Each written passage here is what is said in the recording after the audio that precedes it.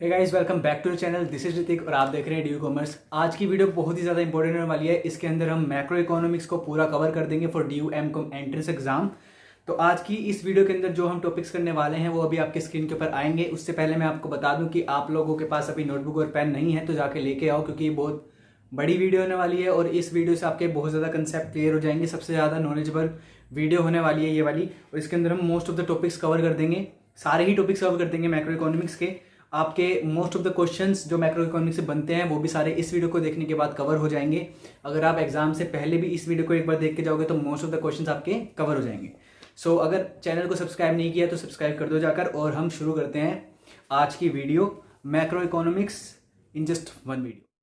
तो जो इस वीडियो में हम टॉपिक्स करने वाले हैं वो अभी आपकी स्क्रीन के ऊपर आएंगे। सबसे पहला टॉपिक है इंट्रोडक्शन। इंट्रोडक्शन के अंदर हम बेसिक चीज़ें करेंगे मैक्रो इकोनॉमिक्स की, कि बिजनेस साइकिल क्या होता है, सर्कुलर फ्लो क्या होता है, लीकेज एंड इंजेक्शन का कंसेप्ट क्या है, एंड स्टॉक एंड फ्लो का कंसेप्ट क्या है। ठीक है, कभी कभार इनमें डिफरेंस आ जाता है तो इसको हटा के हम इंट्रोडक्शन को कंप्लीट कर देंगे। सेकंड चीज़ है नेशनल इनकम डिटर्मिनेशन। इसके अंदर हम income, expenditure, value added method को करेंगे। डबल काउंटिंग को कौन से दो मेथड्स एलिमिनेट करते हैं वो हम बताएंगे। उसके बाद नॉमिनल एंड रियल जीडीपी करेंगे। जीडीपी डिफ्लेटर क्या होती है ये करेंगे। इन्फ्लेशन रेट क्या होता है ये करेंगे। देन थर्ड है most of the important, aggregate expenditure and equilibrium output in two sector economy. इसके अंदर हम कीन्सियन अप्रोच करेंगे of consumption and investment multiplier करेंगे। बहुत ज़्यादा बेसिक है ये, इसी के बाद जाके आपको नेक्स्ट वाला टॉपिक समझ में आएगा, तो ये करना बहुत ज़रूरी है। थर्ड हम ये करेंगे। फोर्थ है national income determination in an open economy with government. ठीक है, गवर्नमेंट इंक्लूड हो जाएगी और नेट एक्सपोर्ट्स वगैरह आ जाएंगे।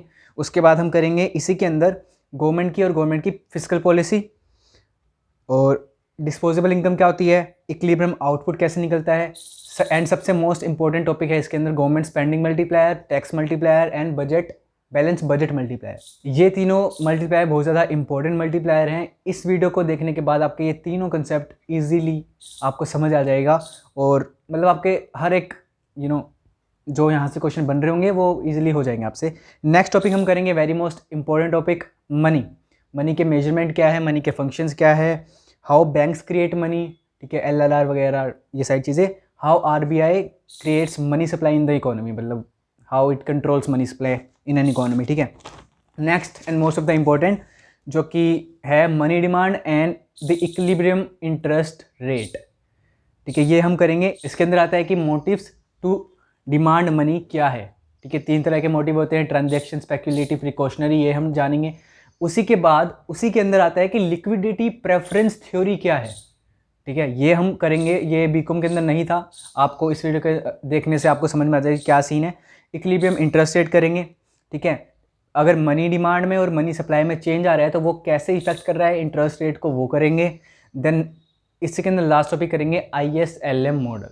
ये बहुत बार ये क्वेश्चन आता है और ऑब्वियसली इसमें से एक क्वेश्चन तो आएगा ही आएगा। तो अब हम वीडियो को शुरू करते हैं। फर्स्ट टॉपिक है इंट्रोडक्शन।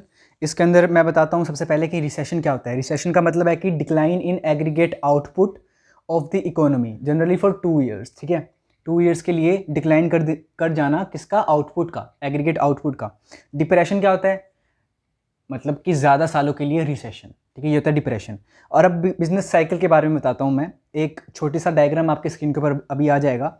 बिजनेस साइकिल होती है कि short term ups and downs in an economy. सबसे पहले क्या होता है, ट्रफ के बाद एक्सपेंशन होता है, तब हम पीक पे पहुंच जाते हैं। पीक के बाद रिसेशन होता है, फिर से हम ट्रफ पे पहुंच जाते हैं। ट्रफ के बाद then again expansion, then peak. तो ये ट्रेंड की तरह चलता रहता है। ठीक है, ये बिजनेस साइकिल होता है हमारी। नेक्स्ट अब है इसके अंदर the circular flow of money in an economy, money का भी और सर्विसेज का भी। तो चलो हम करते हैं इसको। इसकी भी पिक आपके स्क्रीन के ऊपर आ जाएगी, इजीली आपको समझ में आ जाएगा। सबसे पहले मैं बता दूं, फर्म्स को सर्विसेज कौन प्रोवाइड करवाता है, हाउस होल्ड्स। ठीक है, फैक्टर सर्विसेज प्रोवाइड कराता है। फैक्टर इनकम्स फर्म से हाउस होल्ड को जाती है। ठीक है, अब फैक्टर इनकम्स को हम क्या कहते हैं, रेंट, वेजेस, इंटरेस्ट। ठीक है, ये सारी चीज़ें। देन हाउस होल्ड्स बाय करती है goods and services, firms provide कराती है गुड्स एंड सर्विसेज। अब बीच में लगा लो गवर्नमेंट आ गई, तो टैक्स कौन पे करेगा, गवर्नमेंट को, फर्म भी करेगी, हाउस होल्ड भी करेगा। ठीक है, अब गवर्नमेंट सब्सिडीज प्रोवाइड करवाएगा फर्म्स को, एंड ट्रांसफ़र पेमेंट्स देगा किसको, हाउस होल्ड्स को।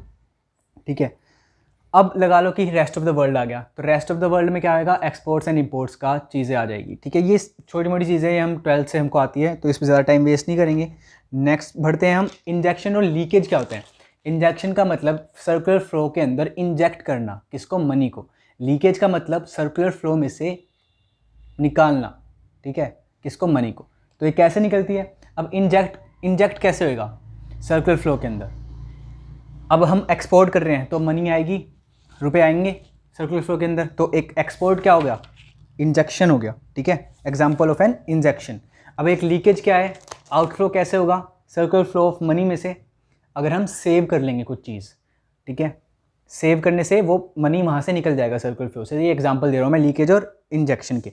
ये भी हो गया हमारा कंप्लीट। स्टॉक एंड फ्लो क्या होता है, स्टॉक होता है एक पर्टिकुलर पीरियड ऑफ टाइम पर, ठीक है, पॉइंट ऑफ टाइम पर हम उसे एस्टिमेट करते हैं, और फ्लो क्या होता है, वो एक पीरियड ऑफ टाइम के लिए चलता है। ये बेसिक डिफरेंस है स्टॉक एंड फ्लो का। नेक्स्ट टॉपिक पे हम बढ़ते हैं जो कि है नेशनल इनकम। ठीक है, नेशनल इनकम बहुत ज़्यादा इंपॉर्टेंट टॉपिक्स है। इसके अंदर मैं आपको सारी बेसिक चीज़ें बताऊंगा। सबसे पहले हम नेशनल इनकम के बारे में जानते हैं, इसकी बेसिक डेफिनेशन के बारे में जानते हैं कि क्या है। Sum total of factor incomes, याद रखना फैक्टर इनकम्स, वो मैं अभी आगे बताऊंगा कि क्या होती है। Sum total of factor incomes earn by normal residents of a country during an accounting year. इसमें ये इंपॉर्टेंट नहीं है कि वो डोमेस्टिकली, मतलब डोमेस्टिक एरिया के अंदर की गई है या नहीं की गई है। ऐसा होना चाहिए कि सिर्फ normal resident of a country ने अर्न करी हो इनकम, चाहे वो इंडिया के अंदर है या नहीं है। ठीक है, अब फैक्टर इनकम्स मैं बता देता हूँ कि क्या क्या होते हैं। फैक्टर इनकम्स के अंदर क्या इंक्लूड होता है। सबसे पहले factor incomes plus transfer payments, transfer income भी जिसे हम कहते हैं। फैक्टर इनकम्स को हम फैक्टर पेमेंट्स भी कहते हैं। फैक्टर पेमेंट्स होगी फर्म्स की साइड से, फैक्टर इनकम्स होगी हाउस होल्ड की साइड से। इवेंचुअली दोनों चीज़ें सेम है।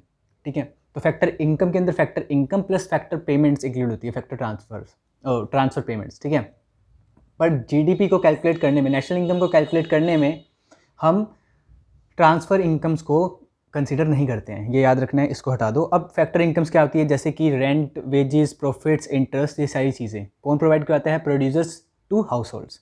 ठीक है, अब ट्रांसफ़र पेमेंट्स के अंदर क्या चीज़ आती है, यूनिलेटरल ट्रांजेक्शन होता है, मतलब कि एक साइड से सिर्फ। ठीक है, ये होगा।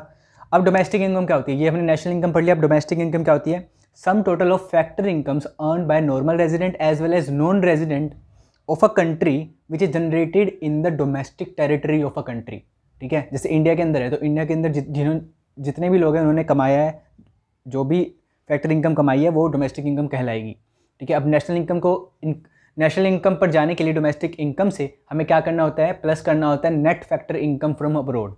अब net factor income from abroad क्या है, net factor income from abroad है factor income earned by our resident from rest of the world, इसको हम करेंगे प्लस, इसमें से माइनस करेंगे factor income earned by non resident in our domestic territory. ठीक है, ये होती है net factor income from abroad, domestic से नेशनल पे जाने के लिए।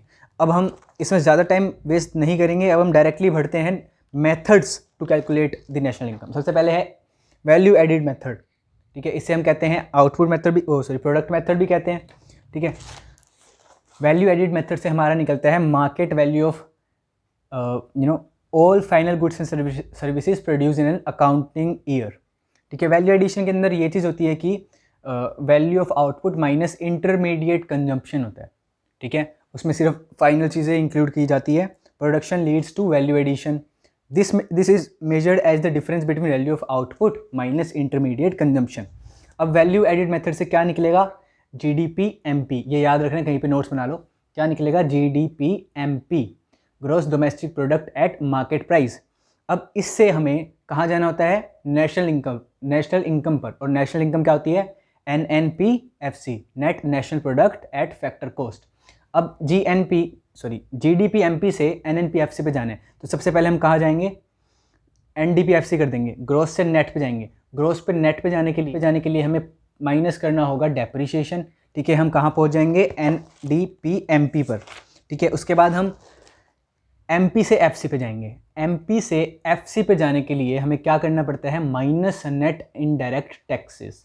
ठीक है, ये आपको मतलब याद रखने के लिए बहुत ज़्यादा बेसिक चीज़ बता देता हूँ मैं।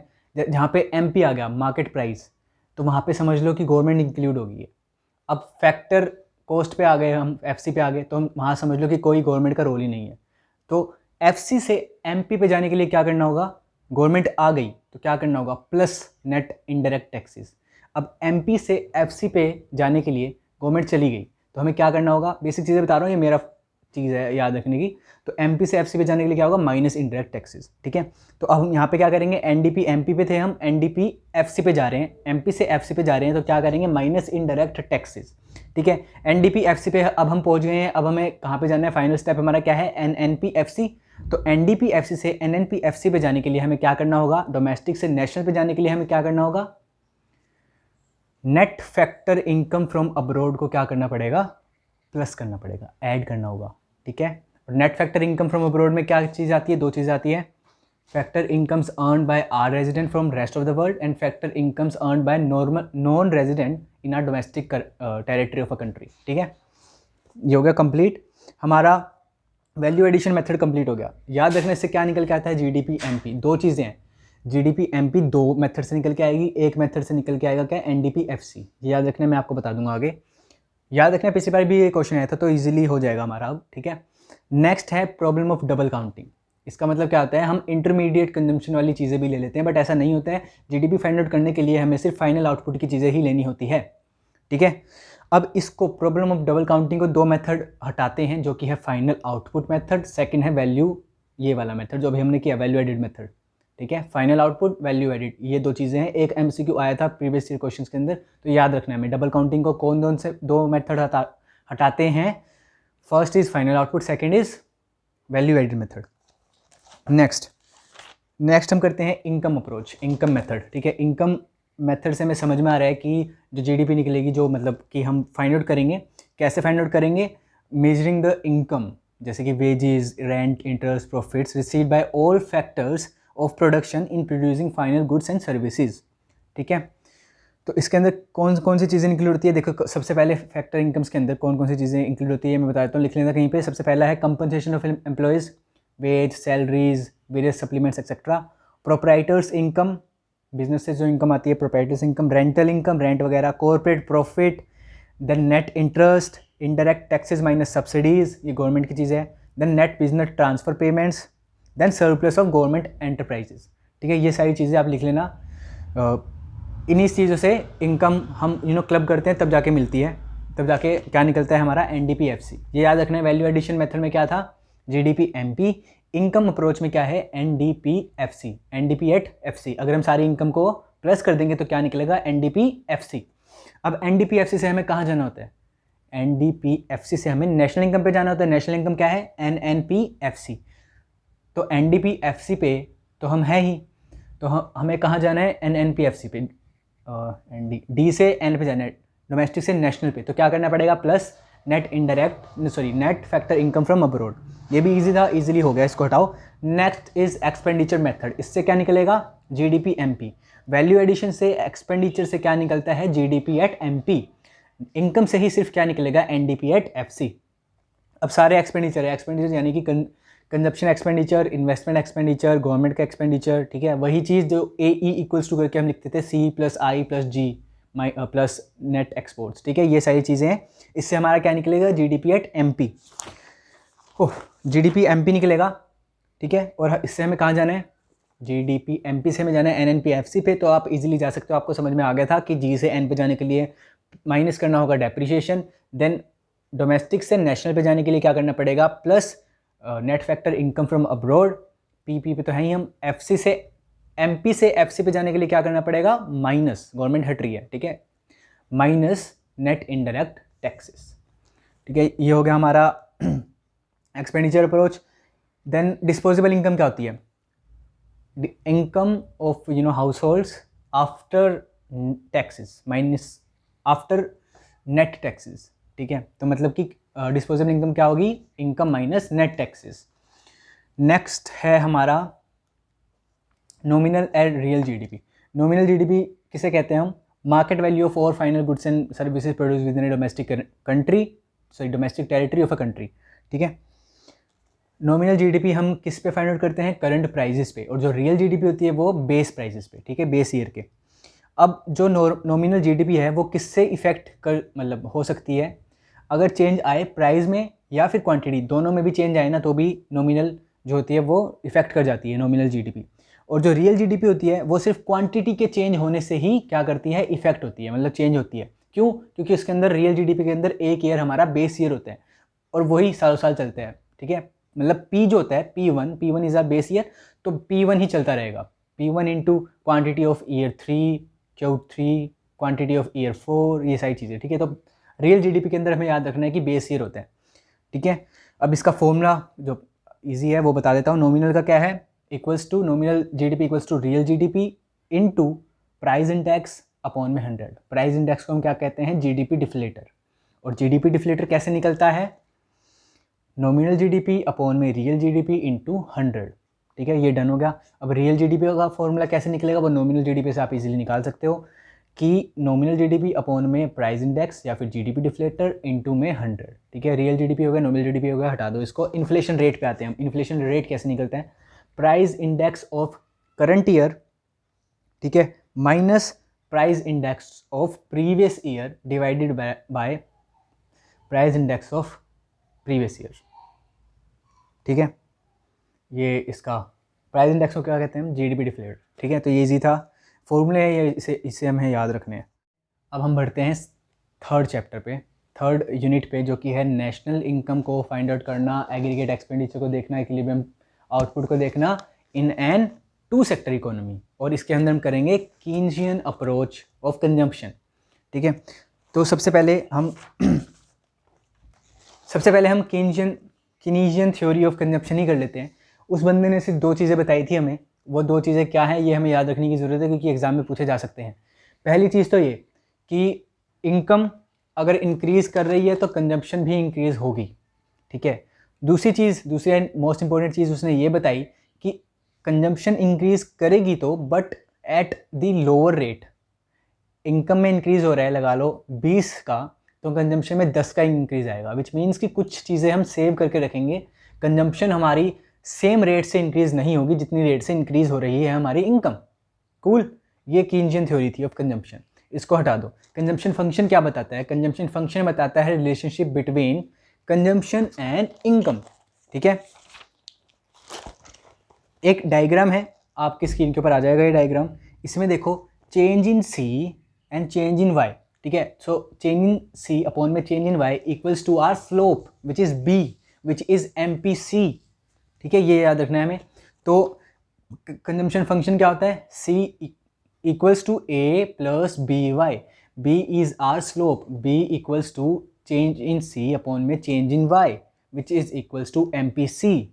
कूल, ये हो गया हमारा कंप्लीट कंजम्पशन फंक्शन। इसी से ही हम सेविंग फंक्शन को डिराइव कर सकते हैं। A को कर दो minus, S equals to minus A into में 1 minus B bracket close Y which is income, ठीक है, माइनस BY। तो क्या आ गया, तो इसका मतलब क्या हुआ, 1 माइनस B का मतलब क्या है, it is MPS। Saving function में यहाँ से डिराइव हो जाता है। इसको हटा दो, ये बेसिक चीज़ें थी।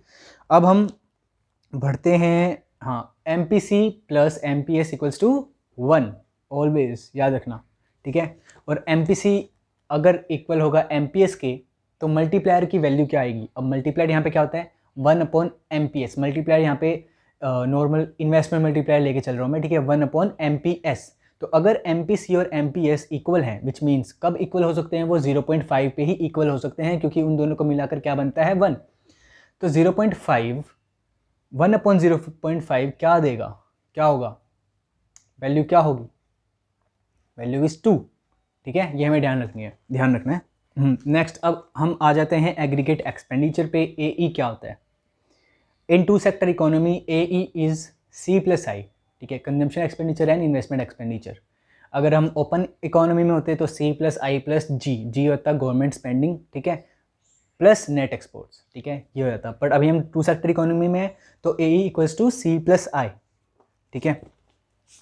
अब I इज़ आर इन्वेस्टमेंट। अगर इन्वेस्टमेंट में कोई चेंज आ रहा है तो Y में चेंज आएगा, ये हमें कौन बताता है, इन्वेस्टमेंट मल्टीप्लायर। और I में इतना सा चेंज आ रहा है, Y में इतना चेंज आएगा, तो ये हमें कौन बता रहा है, इन्वेस्टमेंट मल्टीप्लायर, ठीक है, ठीक है। विच मीन्स कि I में कम चेंज आएगा और Y में ज़्यादा चेंज आएगा हमेशा, नंबर ऑफ टाइम्स, ठीक है। इस अगर हम मल्टीप्लायर निकालेंगे तो उसका नंबर ऑफ टाइम्स Y में चेंज आएगा, ये भी हो गया कंप्लीट। अब इक्विलिब्रियम पॉइंट पे आ जाओ, मोस्ट इंपॉर्टेंट चीज़ है ये, y equals to, equilibrium point कब अचीव होगा हमें, y equals to A E. अब हम y किसे कह सकते हैं, c प्लस एस को, consumption plus savings, equals to A E किसे कहते हैं हम, c प्लस आई को, c plus S equals to c plus I, c से c कट गया, s equals to I. Saving जब इक्वल होगी इन्वेस्टमेंट के तो वो भी क्या कहलाएगा, equilibrium point in two sector economy. Done done. अब एक और चीज़ है, ये इससे न्यूमेरिकल क्वेश्चन आ जाता है, ठीक है। थक गया यार, रुको एक सेकेंड। देखो, जो y इक्वल्स टू ए ई है, ठीक है, ए ई किसे कहते हैं हम, c प्लस आई को, y equals to c plus I, c को अब और इलेबोरेट कर दो, y equals to a plus B Y plus I. अब जो ये छोटा वाला a है और ये जो i है, ये दो हैं ऑटोनोमस चीज़ें, इन दोनों को हम प्लस कर देंगे तो क्या बनेगा, कैपिटल A। कैपिटल A याद रखना, बहुत इजी चीज़ें बता रहा हूँ मैं आपको। सो क्या बन गया, y equals to capital A plus में बी वाई, ठीक है। अब बी वाई को इस तरफ ले जाओ क्योंकि कॉमन है y इसके अंदर, तो y minus b y equals to capital A। Done. अब y को कॉमन ले लो, y कॉमन आ गया, ब्रैकेट में 1 minus b bracket close equals to a। अब 1 माइनस बी को नीचे ले जाओ a के, और 1 माइनस बी हमारा क्या बन गया फिर, मल्टीप्लायर 1/MPS। तो ये इजी फॉर्मूला था जो कि क्या बन गया, इक्विलिब्रियम पॉइंट पर y equals to 1/1 minus b into a, capital वाला a।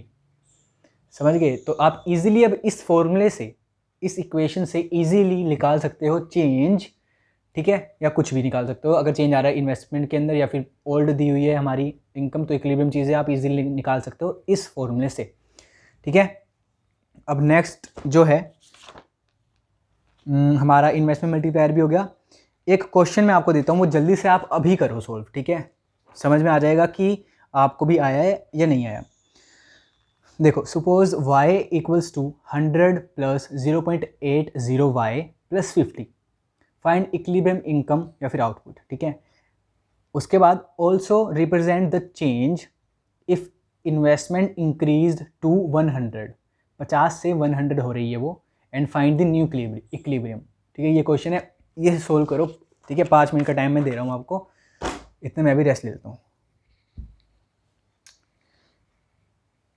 वीडियो ऑन ही रहेगी यार, आप करो जल्दी से, इतने मैं देख लेता हूँ कि क्या पढ़ना है आगे।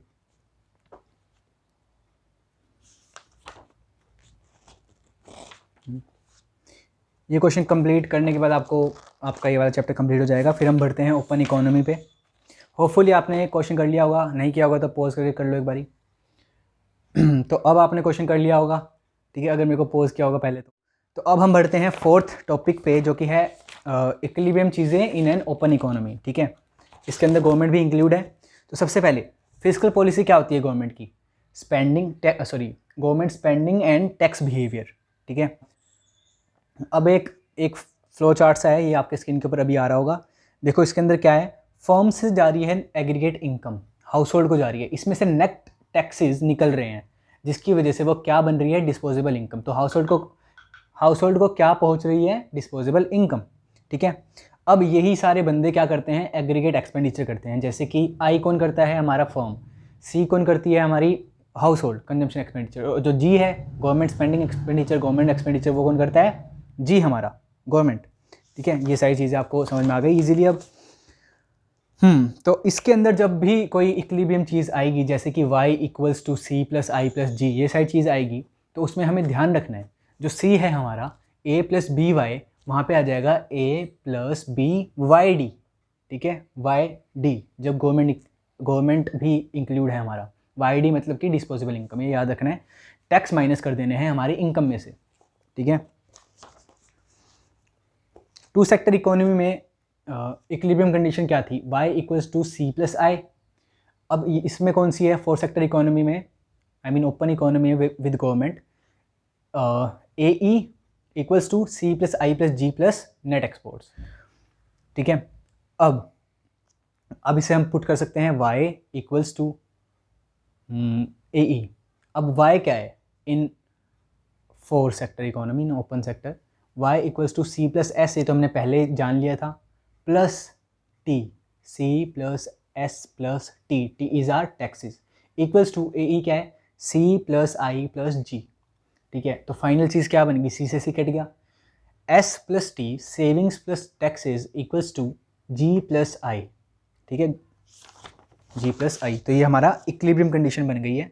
ठीक है, ये याद रखने की चीज़ है, इजी है, ये हमें आती है। ठीक है, अब नेक्स्ट इसका एक जो वो आएगा न्यूमेरिकल, वो आप इजीली अब कर सकते हो, मैंने पिछली उसमें दिखा दिया है चैप्टर में कैसे निकलता है, बस वहाँ पे हमें वाई डी निकालना होता है जो कि माइनस करके निकलेगा टैक्सेस को। अब हम 3 मल्टीप्लायर करने वाले हैं, बहुत ज़्यादा important, government spending multiplier, tax multiplier and balance budget multiplier. सबसे पहले मैं बता दूं इन्वेस्टमेंट मल्टीप्लायर और गवर्नमेंट स्पेंडिंग मल्टीप्लायर एक ही चीज़ है, 1/MPS। अब इन दोनों चीज़ों को कर दो साइड में, अब आ जाओ टैक्स मल्टीप्लायर पे, जो कि बहुत ज़्यादा इंपॉर्टेंट है। Tax multiplier is the ratio of change in the equilibrium level of output due to change in taxes. ठीक है, अगर टैक्स इंक्रीज़ हो रहे हैं तो क्या होगा, इक्विलिब्रियम कम हो जाएगा, अगर टैक्स कम हो रहे हैं तो इक्विलिब्रियम ज़्यादा हो जाएगा। बट कितने से ज़्यादा होगा, हमने इन्वेस्टमेंट मल्टीप्लायर में देखा कि नंबर ऑफ टाइम्स इंक्रीज़ करेगी वाई। ठीक है, आई में इतना सा चेंज आया, वाई में इतना चेंज आ रहा है, क्योंकि वो नंबर ऑफ टाइम्स है। अब यहाँ पे टैक्स मल्टीप्लायर में क्या होता है, टैक्स में क्या होता है कि टैक्स ना ए ई का कंपोनेंट नहीं है, विच मीन्स कि it can not influence the A E directly. तो देखो, अगर टैक्स के अंदर डिक्रीज़ आ रहा है तो क्या होगा, इसका इम्पैक्ट क्या पड़ेगा, डिस्पोजेबल जो इनकम है हमारी वो इंक्रीज़ हो जाएगी, जिसकी वजह से कंजम्पशन एक्सपेंडिचर भी इंक्रीज़ हो जाएगा, और जिसकी वजह से जो इन्वेंट्री होगी हमारी वो लोअर हो जाएगी। ठीक है, जो हमने प्लान करी थी उससे लोअर हो जाएगी, और राइज इन आउटपुट होगा, राइज इन एम्प्लॉयमेंट होगी, राइज इन इनकम होगी। ठीक है, ये इम्पैक्ट है हमारा डिक्रीज़ इन टैक्सेस का, विच मीन्स कि डायरेक्टली इम्पैक्ट नहीं दे रहा है वो हमारे ए ई को, वो कैसे इम्पैक्ट कर रहा है, डिस्पोजेबल इनकम को इंक्रीज़ करके तब जाके इम्पैक्ट कर रहा है। ठीक है, तो डायरेक्टली इम्पैक्ट नहीं कर रहा है, ये हमें याद रखना है।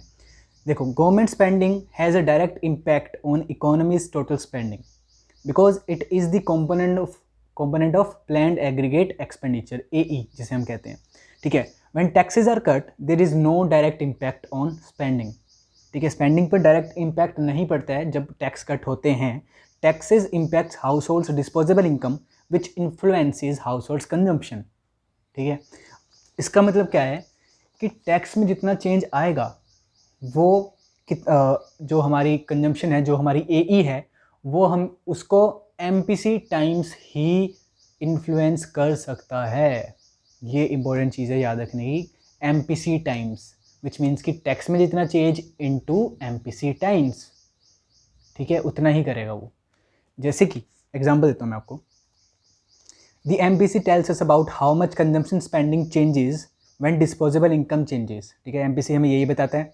Suppose MPC है 0.75, then this means that if households after tax income is rising by ₹1, they will increase their consumption not by ₹1 but by 0.75. समझ में आ गई बात? इसका मतलब क्या है कि ₹1 से अगर इनकम बढ़ रही है तो कंजम्पशन कितनी बढ़ेगी, अगर MPC 0.75 है तो वो भी बढ़ेगी 7.5 से। ठीक है, डन, समझ में आया? ऐसे यही लॉजिक यहाँ पे भी लगेगा।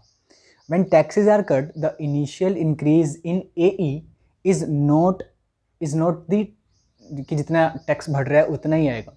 ठीक है, it is only the MPC times the change in taxes. ये याद रखना है हमें, बहुत ज़्यादा इंपॉर्टेंट चीज़ है टैक्स मल्टीप्लायर के अंदर। ठीक है, द MPC टाइम्स का मतलब क्या है, the final impact on equilibrium level of income will be smaller as compare to government और इन्वेस्टमेंट मल्टीप्लायर। समझ में आ गई बात? ठीक है, अब मैं डेरिवेशन आपकी स्क्रीन के ऊपर डाल देता हूँ कि कैसे डिराइव किया गया है इसका फॉर्मूला। तो टैक्स मल्टीप्लायर होता है MPC अपॉन में MPS। ठीक है, ये आ गया, ईजी है। और ये कैसे निकला है ये अभी आपकी स्क्रीन के ऊपर आ रहा है। अगर टैक्स में चेंज आ रहा है तो फाइनल लेवल पे, फाइनल इक्विलिब्रियम पे कैसे चेंज आएगा, कितना चेंज आएगा, वो ये बताता है।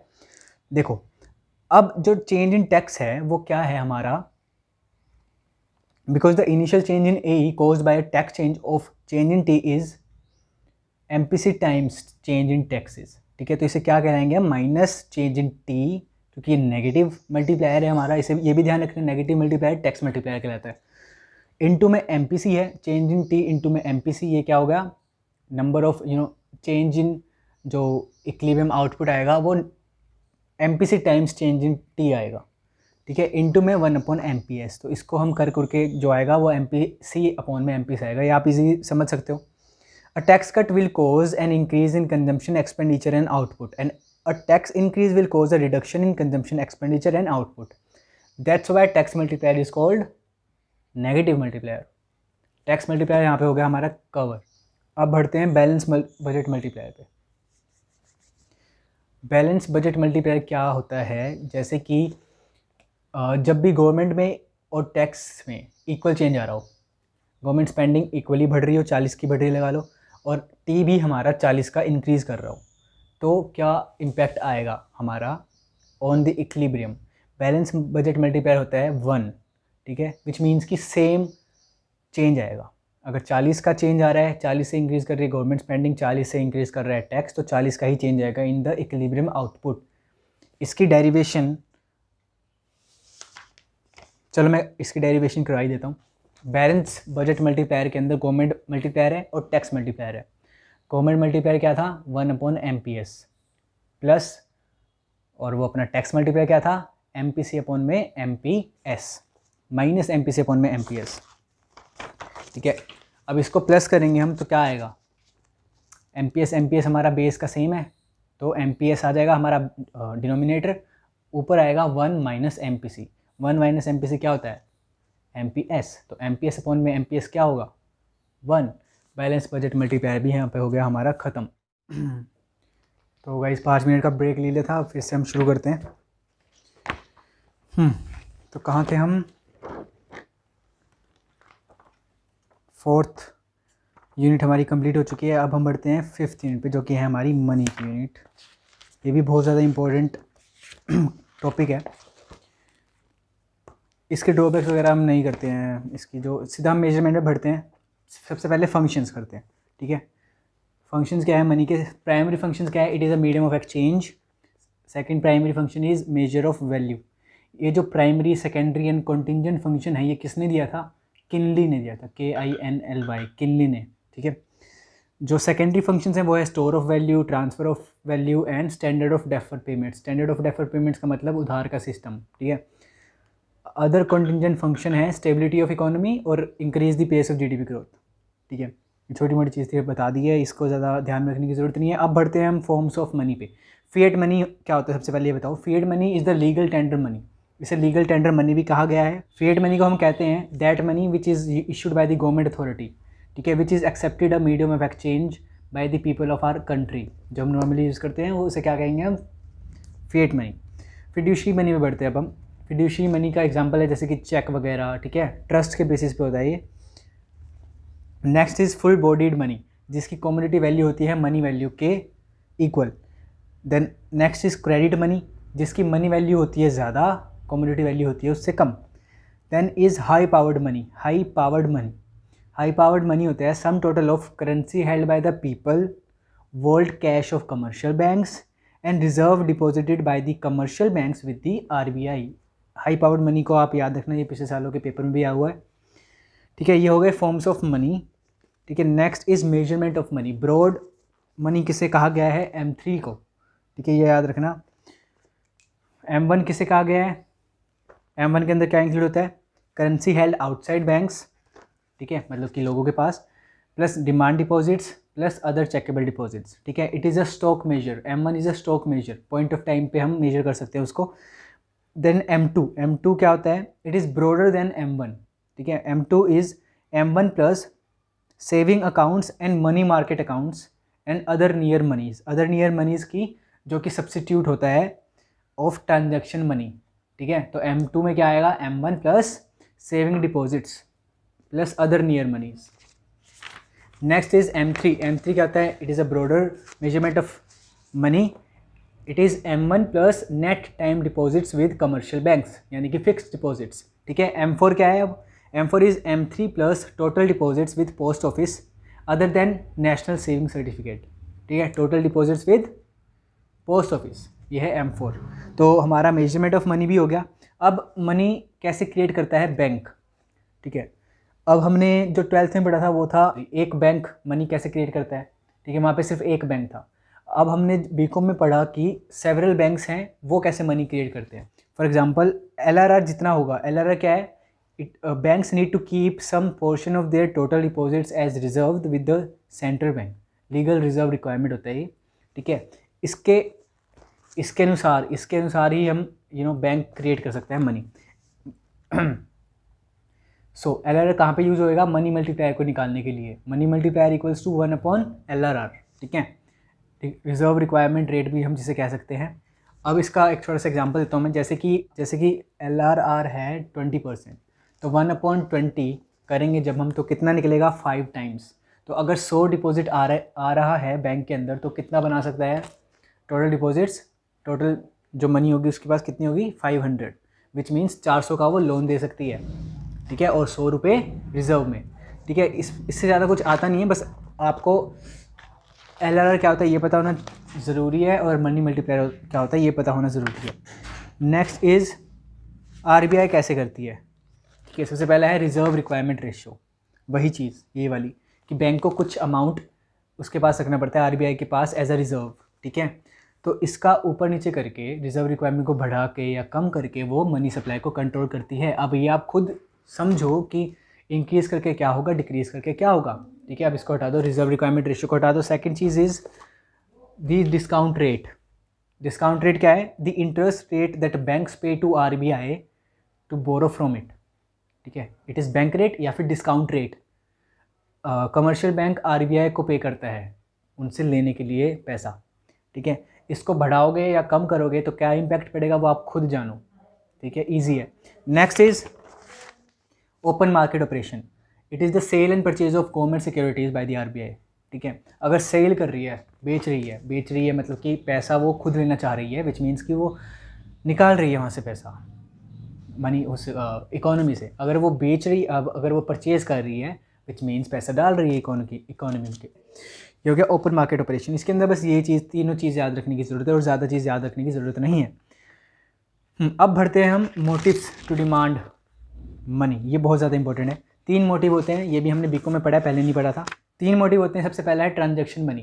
ट्रांजैक्शन मनी से हमें पता चल रहा है कि नाम से ही कि ट्रांजैक्शन के लिए काम आता है, डे टू डे बेसिस पे। इसके लिए ही हम होल्ड करके रखते हैं मनी को। Second cheese is demand. मैं पहले बता दूं कि डिमांड का मतलब क्या होता है। मनी डिमांड का मतलब कि टू होल्ड मनी, ठीक है, अपने हाथों में, अपने पास, ठीक है, होल्ड मनी। सेकंड जो है मोटिव वो है स्पेक्यूलेटिव मोटिव। स्पेक्यूलेटिव यानी कि इंग्लिश में बता दूँ पहले मैं, when interest rates in the market are low there is a speculative motive to hold larger amount of money. क्यों? क्योंकि जब इंटरेस्ट रेट मार्केट में ज़्यादा होंगे तब हम क्या चाहेंगे, इन्वेस्ट करना, ठीक है, उससे पैसा कमाना, ठीक है। तो इसका मतलब क्या है कि फ्यूचर गेन के लिए, हमें फ्यूचर में कुछ बेनिफिट लाने के लिए, ठीक है, हम मनी को होल्ड कर रहे हैं, ठीक है, speculative motive. Next is precautionary motive. Precautionary का मतलब है कि फ्यूचर के अंदर कुछ भी अनसर्टेनिटी आए तो उसको टैकल करने के लिए हम होल्ड कर रहे हैं money, to save money for future unforeseen circumstances, ठीक है। अब ये सारी चीज़ें मैं बता देता हूँ, ये 3 चीज़ें मैं बता देता हूँ कि किस किस पे डिपेंड होती है। इसका मतलब कि लिक्विडिटी प्रेफरेंस थ्योरी हम करने जा रहे हैं अब, ठीक है। सबसे पहले ट्रांजैक्शन मोटिव। ट्रांजैक्शन मोटिव किस पे डिपेंड करता है? ट्रांजैक्शन मोटिव डिपेंड करता है लेवल ऑफ इनकम पे, इंटरेस्ट रेट पे नहीं करता, लेवल ऑफ इनकम पे करता है। लेवल ऑफ इनकम पे कैसे? जितनी इनकम होगी उतना ही डे टू डे ट्रांजैक्शन वो कर पाएगा, तो लेवल ऑफ इनकम पे डिपेंड करता है। स्पेक्यूलेटिव मोटिव किस पे डिपेंड करता है? It depends on interest rate. तभी तो हम इंटरेस्ट रेट लो हैं तभी तो हम अपने पास रख रहे हैं मनी को। अगर इंटरेस्ट रेट ज़्यादा होंगे तो हम इन्वेस्ट करके पैसा कमाएंगे उससे, ठीक है। It is a function of speculative motive is the function of interest rate, ये हमें याद रखना है। और ये सारे फंक्शन किसने बताए हैं? कीन भाई साहब ने, ठीक है। The next is precautionary motive. Precautionary motive किसका फंक्शन है? It is also the function of income, ठीक है। जितनी ज़्यादा इनकम होगी उतनी ज़्यादा हम सेव करके रख सकते हैं मनी को, ठीक है। तो अब ये लिक्विडिटी वाली चीज़ भी हो गई हमारी। इसमें लिक्विडिटी में एक और चीज़ रहेगी, वो अभी मैं करवा देता हूँ, फिर अपना ये चैप्टर पूरा होगा, फिर हम इंटरेस्ट रेट पे बढ़ेंगे नेक्स्ट चैप्टर पे। मैंने आपको ये चीज़ बता दी है कि speculative motive, precautionary motive and transaction motive किस चीज़ के फंक्शन है। स्पेकुलेटिव ही है जो फंक्शन है इंटरेस्ट रेट का, इसे हम ध्यान रखना है। और दोनों जो दूसरे मोटिव हैं वो किसके फंक्शन है, इनकम के। ठीक है, अब जो लिक्विडिटी प्रेफरेंस कर्व है जो, वो एल शेप्ड होता है। ठीक है, एल शेप्ड होता है। अब इसमें एक वेरी मच इम्पोर्टेंट चीज़ है, एल शेप जो कर्व है, अभी आपके स्क्रीन के ऊपर फोटो आ जाएगी इसकी। एल शेप जो कर्व है ये अब आपको पता चलेगा कि वो एल शेप क्यों होता है, और एल शेप के बाद वो पैरेलल क्यों हो जाता है। सो द जो उसका पैरेलल होना है वो किसकी वजह से है, स्पेकुलेटिव मोटिव की वजह से है। ठीक है, क्योंकि speculative motive is a function of interest rate, ये हमें याद रखना है। तो एल शेप्ड वो होता है क्योंकि सबसे पहले ट्रांजैक्शन मोटिव होता है, ट्रांजैक्शन की वजह से वो स्ट्रेट लाइन होती है। ये मैं तीनों आपके स्क्रीन के ऊपर पिक डाल दूंगा। सेकंड चीज़ है स्पेकुलेटिव मोटिव, स्पेकुलेटिव मोटिव की वजह से ही वो पैरेलल हो जाता है। ठीक है, टू एक्स एक्सिस, ये हमें ध्यान रखना है। बस इस चैप्टर में सिर्फ इतना ही था। Liquidity trap, what is liquidity trap, ये बता देता हूँ मैं। लिक्विडिटी ट्रैप एक ऐसी सिचुएशन है जब इंटरेस्ट रेट इतने ज़्यादा लोअर हो जाते हैं कि सारे जो पीपल है, जो बंदे हैं, वो क्या करते हैं, कैश को अपने पास रखना पसंद करते हैं, टू होल्ड मनी बैक। ठीक है, विच मीन्स कि स्पेकुलेटिव वाला मोटिव जो वो पैरेलल हो जाता है ना, उस चीज़ को हम क्या कहते हैं, लिक्विडिटी ट्रैप की सिचुएशन। ठीक है, ये भी हमारा क्लियर हो। हम बढ़ते हैं फिफ्थ टॉपिक पे, फिफ्थ या सिक्स्थ टॉपिक पे बढ़ते हैं, जिसके अंदर हम most of the important topic करेंगे, ISLM कर्व वाला। तो एक चीज़ मैं बता दूं यहाँ पे, मनी डिमांड कब इंक्रीज़ करेगी, इंक्रीज़ या डिक्रीज़ करेगी। अगर चेंज आ रहा है हमारी नॉमिनल इनकम के अंदर तो क्या होगा, अगर इंक्रीज़ कर रही है हमारी नॉमिनल इनकम तो मनी डिमांड का जो कर्व है वो राइट वर्ड शिफ्ट कर जाएगा। ठीक है, एंड सेकेंड चीज़ बता रहा हूँ मैं कि मनी सप्लाई जो है, मनी सप्लाई वो इफ़ेक्ट नहीं हो पाती है किससे, इंटरेस्ट रेट से। अगर इंटरेस्ट रेट कुछ भी चेंज होता रहे, मनी सप्लाई में कोई चेंज नहीं आएगा। ठीक है, अब इक्विलिब्रियम इंटरेस्ट रेट क्या होता है, मनी मार्केट के अंदर जब money demand and money supply जब इक्वल होती है, वहाँ पे बनता है interest rate, equilibrium interest rate. ठीक है, अब मनी सप्लाई कैसे इंक्रीज़ होगी वो हमें पता है, RBI करती है जैसे। ठीक है, उन तीन चीज़ों से मनी सप्लाई में इंक्रीज़ आएगा तो इक्विलिब्रियम इंटरेस्ट रेट पे क्या इफेक्ट पड़ेगा। अगर इंक्रीज़ आ रहा है तो इक्विलिब्रियम इंटरेस्ट रेट कम होगा, अगर डिक्रीज़ हो रही है मनी सप्लाई तो इक्विलिब्रियम इंटरेस्ट रेट बढ़ेगा। ठीक है,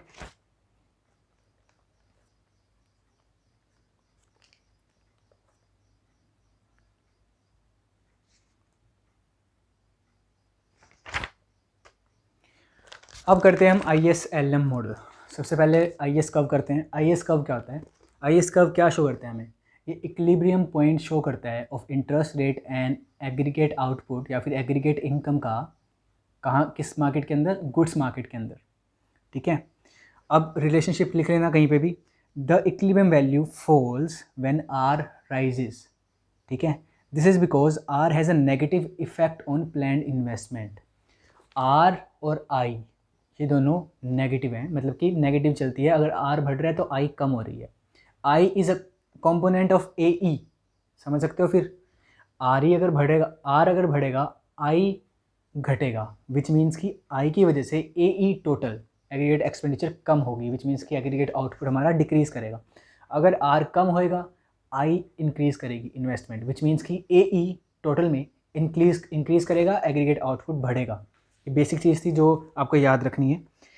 there is a negative relation between equilibrium level and interest rate in IS curve. ठीक है, और IS कर्व के अंदर व्हेन फिजिकल पॉलिसी में कोई भी चेंज आ रहा है, लगा लो कि government spending increases, there is a rightward shift in IS curve. अगर गवर्नमेंट एक्सपेंडिचर बढ़ रहा है, मतलब कि कॉम्पोनेंट ऑफ AE G जो है वो बढ़ रहा है, तो क्या होगा, एग्रीगेट आउटपुट जो है वो हमारा इंक्रीज़ करेगा, तो इसका इम्पैक्ट क्या पड़ेगा IS कर्व पे, rightward shift of IS curve. ठीक है, सेम टैक्स अगर डिक्रीज़ करेगा तो rightward shift of IS curve. Done. Next है LM curve. LM curve equilibrium point show करता है इंटरेस्ट रेट और एग्रीगेट आउटपुट का, किसके अंदर, मनी मार्केट के अंदर। ठीक है, सो LM कर्व के अंदर the equilibrium value of R rises when Y rises and falls when y falls. तो यहाँ पे पॉजिटिव रिलेशन है r के अंदर और y के अंदर, ठीक है। This is because there is a positive relationship between y and money demanded. If money demand increases then r increases, and if money demand decreases r also decreases, ठीक है। तो ये आप कहीं लिख लेना, there is a positive relation between equilibrium value r and y, that's why वो क्या, उसका स्लोप कैसा होता है, एल एम कर्व का ऐसा होता है, हाईएस्ट कर्व का ऐसा होता है। आपकी पिक आ गई होगी स्क्रीन के ऊपर, ठीक है दोनों। सो मनी सप्लाई के अंदर कोई भी चेंज आए, मतलब कि मॉनेटरी पॉलिसी के अंदर कोई भी चेंज आएगा तो एल एम कर्व में शिफ्ट होगा, ठीक है। अगर मनी सप्लाई बढ़ेगी तो L M curve rightward shift होगा, अगर मनी सप्लाई कम होगी तो L M curve leftward shift होगा, ठीक है। डन डन, ये भी हो गया हमारा कंप्लीट। अब दो पिक आएंगी आपके स्क्रीन के ऊपर, इनका स्क्रीनशॉट लेके आप इसको स्टडी कर लेना, ठीक है। ISLM कर्व की है। फर्स्ट पिक में फिस्कल पॉलिसी के चेंज आने से इक्विलिब्रियम लेवल में क्या चेंज आएगा ये बताया गया है। सेकंड में मनी सप्लाई में चेंज आने की वजह से क्या चेंज आएगा दोनों के अंदर, LM curve and IS curve के अंदर, वो बताया गया है, ठीक है। ये दोनों पिक आप स्टडी कर लेना। तो हमारा ये भी चैप्टर हो गया कंप्लीट। सो हमारी मैक्रो ख़त्म हो चुकी है।